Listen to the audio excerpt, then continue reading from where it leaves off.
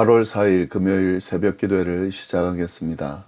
사도신경을 고백하시고 찬송가 447장을 부르신 후에 하나님의 말씀을 함께 나누겠습니다. 오늘 하나님께서 저희에게 주신 말씀은 사도행전 18장 9절부터 17절까지의 말씀입니다. 밤에 주께서 환상 가운데 바울에게 말씀하시되 두려워하지 말며 침묵하지 말고 말하라. 내가 너와 함께 있음에 어떤 사람도 너를 대적하여 해롭게 할 자가 없을 것이니 이는 이 성중에 내 백성이 많음이라 하시더라. 1년 6개월을 머물며 그들 가운데서 하나님의 말씀을 가르치니라. 갈리오가 아가야 총독이 되었을 때에 유대인이 일제히 일어나 바울을 대적하여 법정으로 데리고 가서 말하되 이 사람이 율법을 어기면서 하나님을 경외하라고 사람들을 권한다 하거늘 바울이 입을 열고자 할 때에 갈리오가 유대인들에게 이르되 너희 유대인들아 만일 이것이 무슨 부정한 일이나 불량한 행동이었으면 내가 너희 말을 들어주는 것이 옳거니와 만일 문제가 언어와 명칭과 너희 법에 관한 것이면 너희가 스스로 처리하라. 나는 이러한 일에 재판장이 되기를 원하지 아니하노라 하고 그들을 법정에서 쫓아내니 모든 사람이 회당장 소스데네를 잡아 법정 앞에서 때리되 갈리오가 이 일을 상관하지 아니하니라. 아멘. 아덴을 떠나서 고린도로 간 바울은 그곳에서 1년 6개월이나 머물면서 복음을 전하고 하나님의 말씀을 가르쳤습니다. 오늘 본문 11절 보면 1년 6개월을 머물렀다 하는 내용이 나오는데요. 이 1년 6개월을 머물렀다라고 하는 것은 짧지 않은 시간을 머물렀다라는 의미가 있습니다. 이전까지 바울이 전도여행을 하면서 지나온 도시들에 머문 그 기간을 생각하면 이는 분명히 짧지 않은 그런 시간이었습니다. 분명히 고린도에서도 바울이 전하는 복음을 받아들이지 않는 유대인들이 있었습니다. 더욱이 바울을 대적하고 비방하는 유대인들이 있었습니다. 그들은 바울을 아주 힘들게 한 것으로 보이는데요. 얼마나 복음을 받아들이지 않고 반대가 심하고 대적했는지 가늠할 수 있는 그 바울의 행동이 나옵니다. 고린도에서 바울은 복음을 받아들이지 않고 믿지 않는 유대인들을 향해서 옷을 털면서 그들의 피가 그들에게로 돌아갈 것이라고 말하였습니다. 이는 복음을 받아들이지 않는 책임이 그들 자신에게 있음을 분명히 한 것입니다. 그러면서 믿지 않고 대적하는 유대인들이 아닌 이방인들에게 가서 복음을 전하겠다고 선포하였습니다. 이 정도 분위기면 분명히 바울이 복음을 전하기 쉽지 않은 분위기였다는 것을 알 수가 있습니다. 그는 회당장을 떠나서 이방인 그리스도인인 유스도라는 집에 가서 거기서 복음을 전했는데요. 회당을 중심으로 복음을 전하던 그가 이방인의 집에 그리스도인이지만 이방인의 집에 가서 복음을 전했다라고 하는 이런 변화되는 모습을 보면서 바울이 쉽지 않은 지금 복음 전하는 과정을 겪고 있음을 우리가 알 수가 있습니다. 더욱이 오늘 본문을 보면은요, 바울이 유대인들에게 잡혀서 총독에게 가서 재판을 받는 상황까지 갔다라고 하는 것을 이어서 보면 그가 고린도에서 어떤 상황에 처해 있는지를 우리가 알 수가 있습니다. 그런데 이런 힘든 곳이었음에도 불구하고 바울은 고린도에서 1년 6개월이나 있었습니다. 그전 도시에서는 어떤 힘든 상황이나 위협을 받게 됐을 때에 어느 정도 머물다가 다른 도시로 옮겨갔거든요. 그런데 바울은 고린도에서 힘든 상황과 위협이 있었음에도 불구하고 꽤 긴 시간을 머물렀습니다. 왜 바울은 그렇게 짧지 않은 시간을 고린도에 머물렀을까 하는 거죠. 우리가 몇 가지 이유를 생각해 볼 수 있습니다. 비록 고린도에서 유대인들이 복음을 받아들이지 않고 대적하고 비방하는 그런 어려움을 겪었지만 바울이 이 고린도에서 큰 위로를 받는 일이 있었거든요. 그게 뭐냐면 아굴라와 브리스길라라고 하는 부부를 만난 것이었습니다. 같은 직업을 가지고 있는, 천막을 만드는 직업을 가지고 있는 사람인데요. 이방인 그리스도인인 그들을 만나게 된 겁니다. 바울은 그들에게 찾아가서 아마도 함께 일하게 해달라고 했던 것 같은데, 그들이 바울을 받아들이고 함께 일하는 정도가 아니라 함께 지내게 하고, 그리고 바울의 사역까지도 돕는 그런 동역의 관계가 형성이 됐습니다. 그리고 바울을 평생 따라다니는 그런 귀한 동역자로서 역할을 이 아굴라와 브리스길라 부부가 했습니다.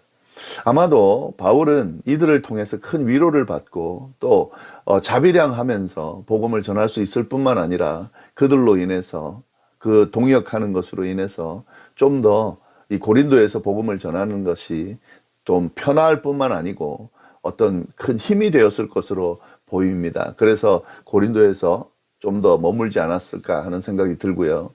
그리고 베레아에서 떨어졌던 동역자들 실라와 디모데가 고린도로 와서 거기서 만나게 됐습니다. 그러니까 기다리던 동역자들과 함께 만나서 그렇게 지내게 되고 하니까 큰 위로와 힘이 되었을 것으로 보입니다. 이런 이유로 인해 고린도에 좀 더 머물고 싶었을 것으로 보이는데요. 그러나 이건 이제 제가 추측하는 이유고요. 그보다 더 크고 명확한 이유가 있습니다. 오늘 본문에 나오는 내용입니다. 본문 좀 보시면 9절 말씀, 밤에 주께서 환상 가운데 바울에게 말씀하시되 두려워하지 말며 침묵하지 말고 말하라. 예, 어느 날 밤에 주님께서 환상으로 바울에게 나타나셔서 그를 향해 정말 귀한 말씀을 전해주셨다는 거죠. 두 가지 말씀입니다. 두려워하지 말라 하는 것, 침묵하지 말고 말하라 하는 것. 그러면서 그 이유를 분명하게 말씀해 주셨습니다. 10절 말씀입니다. 내가 너와 함께 있으며 어떤 사람도 너를 대적하여 해롭게 할 자가 없을 것이니 이는 이 성중에 내 백성이 많음이라 하시더라. 두려워하지 말라. 그렇게 말씀하신 이유는 하나님께서 함께 하심으로 어떤 사람도 바울을 대적하여 해할 자가 없을 것이기 때문에 두려워하지 말라고 말씀하신 겁니다. 복음을 전하면서 계속 대적들의 위협에 시달려야 했던 바울은 또 지금도 고린도에서 대적들에게 위협을 받고 있는 이 바울에게 하나님께서 두려워하지 말라라고 말씀하고 계신 겁니다. 하나님께서 함께 하셔서 그 대적들로 인해 바울을 상하게 하지 못할 것이다 라고 말씀해 주고 계신 거죠. 큰 위로의 말씀입니다. 정말 힘이 되는 말씀입니다. 이 말씀을 바울에게 해주고 계신 거죠. 또 침묵하지 말라고 말씀하신 이유는 이 성중에 내 백성이 많이 있기 때문이다 라는 것이죠. 예, 이건 뭐냐면 바울에게 분명한 지금 사명을 주고 계신 겁니다. 위로의 말씀과 사명을 주는 말씀을 하는 거죠. 고린도에는 하나님께서 예비해 두신 당신의 백성들이 많이 있다는 거예요. 복음이 전해지기를 기다리고 있고 복음을 들으면 바로 믿고 받아들일 준비된 사람들이 많이 있다는 겁니다. 그러니까 힘을 내서 겁내지 말고 두려워하지 말고 침묵하지 말고 복음을 선포하라고 지금 바울을 격려하고 있는 거죠. 바울이 고린도에 1년 6개월이나 머물렀던 이유는 바로 이 말씀 때문입니다. 하나님이 친히 바울에게 하신 말씀 때문입니다. 이 11절에 보면 고린도에 1년 6개월 머물렀다는 내용이 나옵니다. 1년 6개월을 머물며 그들 가운데 하나님의 말씀을 가르치니라. 근데 앞에 있는 9절, 10절과 11절이 이어지고 있다는 것을 잘 봐야 됩니다.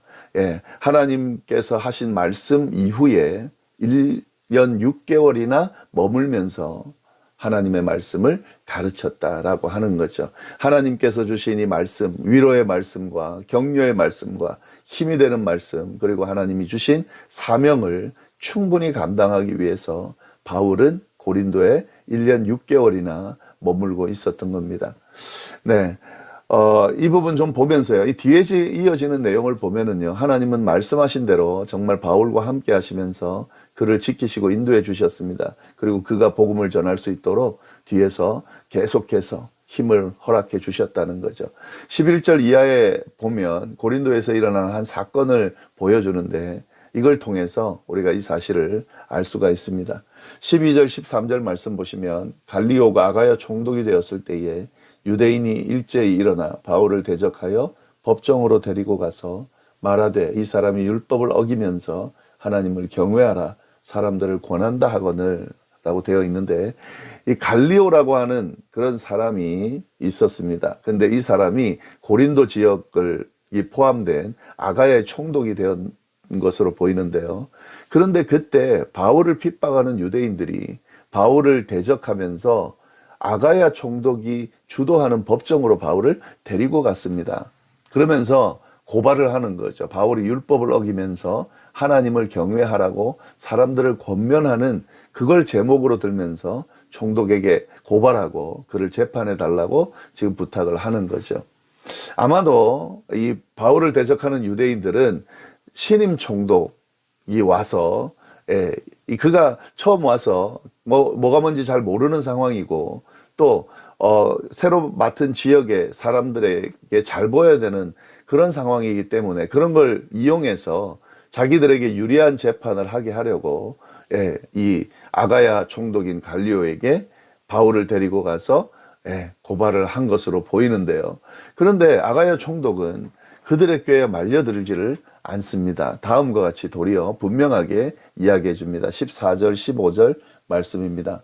바울이 입을 열고자 할 때에 갈리오가 유대인들에게 이르되, 너희 유대인들아, 만일 이것이 무슨 부정한 일이나 불량한 행동이었으면 내가 너희 말을 들어주는 것이 옳거니와, 만일 문제가 언어와 명칭과 너희 범에 관한 것이면 너희가 스스로 처리하라. 나는 이러한 일에 재판장이 되기를 원하지 아니하노라 하고, 유대인들이 고발을 하고 이제 그 아가야 총독에게 바울에 대해서, 자신에 대해서 이야기를 하니까 바울이 자신을 변론하기 위해서 늘 하던 대로 입을 열려고 하는데, 그때 아가야가 바울의 입을 막으면서, 그러니까 말하지 못하도록 하면서 그의 이야기를 합니다.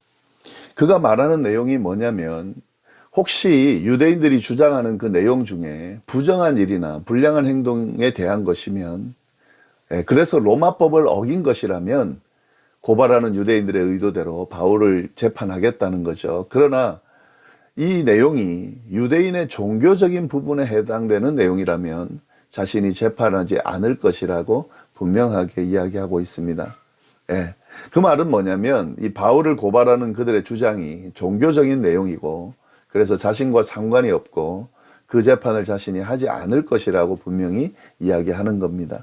지금 이 유대인들이 왜 총독에게, 로마 총독에게 자신들의 율법을 어기면서 하나님을 경외하게 하는, 그러니까 종교적인 내용을 가지고 고발했는지 이 아가야는 분명히 인지하고 있는 거죠. 그래서 이 부분을 정확하게 이야기하고 있는 거죠. 그러면서 아가야 총독은 스스로 처리하라고 하고 그들을 법정에서 쫓아냈습니다.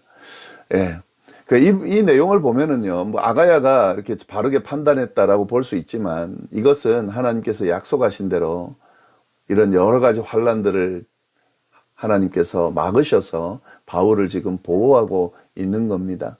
이렇게 쫓겨난 유대인들은 회당장 소스데네를 잡아서 법정 앞에서 때렸다. 17절 말씀 나오죠. 모든 사람이 회당장 소스데네를 잡아 법정 앞에서 때리되 갈리오가 이를 상관하지 아니하니라.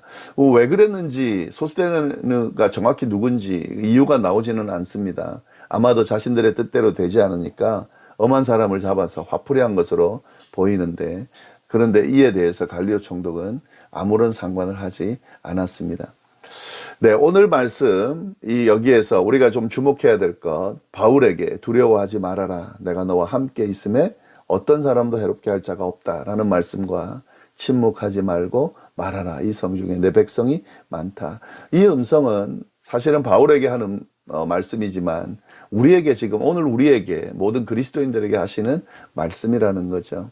두려워하지 말라고 하나님이 말씀하십니다. 우리가 하나님의 이름으로, 그리스도인으로, 하나님의 백성으로 살아가고 또 하나님의 이름을 가지고 하나님께서 맡기신 일을 감당할 때에 하나님이 함께 하심으로 어떤 사람도 해롭게 할 자가 없기 때문에 두려워할 필요가 없다라고 주님께서 우리에게 말씀해 주신다라고 하는 거죠. 그리고 지금 우리의 입술을 열어야 될 때입니다. 침묵해야 될 때가 아닙니다. 침묵하지 말고 말해야 될 때입니다. 지금 우리 주변에는 하나님이 예비해 둔 백성들이 많이 있습니다. 우리가 한 번 더 찾아가기를, 한 번 더 위로해 주기를, 또 복음을 전해 주기를, 그래서 그들이 지금 복음을 듣고 받아들이고 마음을 열고 하나님의 백성이 되는 이 역사가 일어날 준비가 된 사람들이 많이 있다는 사실을 우리가 깨달으면서 뭐 듣든지 안 듣든지 침묵하지 않고 복음을 선포하고 하나님의 그 구원의 은혜를 전하는 그런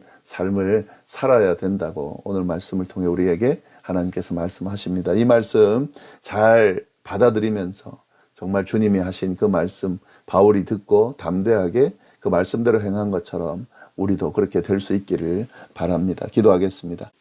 하나님 아버지 참으로 감사합니다. 우리에게 두려워하지 말라 말씀해 주시고 또 침묵하지 말고 복음을 선포하라 또 도전해 주셔서 감사합니다. 하나님, 우리에게 어떤 일들이 일어나더라도 하나님의 백성답게 그리스도인답게 담대히 주님의 보호하심을 느끼면서 주님께서 맡기신 사명을 잘 감당하는 저희들이 될 수 있도록 인도하여 주옵소서. 오늘 하루도 주님 주시는 은혜 가운데 승리하는 하루가 되기를 간절히 바라고 살아계신 예수님의 이름으로 기도드립니다. 아멘.